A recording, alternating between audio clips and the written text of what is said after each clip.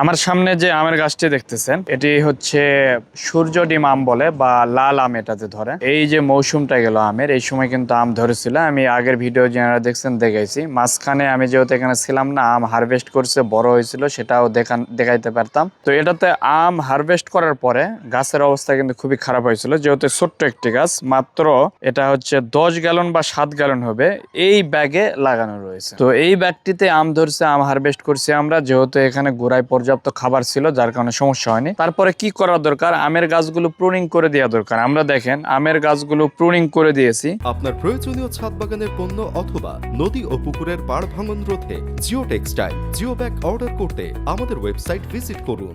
একদম সুন্দর আবার একটা ঝোপালো গাছ হয়ে যাবে। দেখেন প্রত্যেকটা ডাল থেকে অনেকগুলো ডাল বাইরে হচ্ছে, প্রত্যেকটা ডাল থেকে অনেকগুলো ডাল। আমি যদি আবার 2 মাস পরে একটা ভিডিও নেই, পুরাই ঝোপালো হয়ে যাবে। আর এইভাবে প্রুনিং করলে আপনার আমের গাছে প্রচুর আম বেশি ধরে। যেমন আপনাদের দেখবেন লিচু গাছগুলোতে যখন লিচু পারে ডাল সহ ভেঙে ফেলতেছে, আপনারাও করবেন কি, যখন আম পারবেন ওই আমের ওইটুকু ডাল সহ কেটে ফেলবেন। এতে করে চতুর্দিকে এরকম যেমন দেখেন প্রতিটা ডালেই 4-5টা করে ডাল বাইর হয়েছে। তো এইভাবে গাছ ঝোপালো হবে, নতুন করে আপনার কুশি বাইর হবে এবং এগুলো কিন্তু চমৎকার আবার ফুল চলে আসবে। তো যার কারণে আমগুলো এইভাবে আপনারা প্রুনিং করে করে রাখতে পারেন, এতে করে খুবই সুন্দর হবে।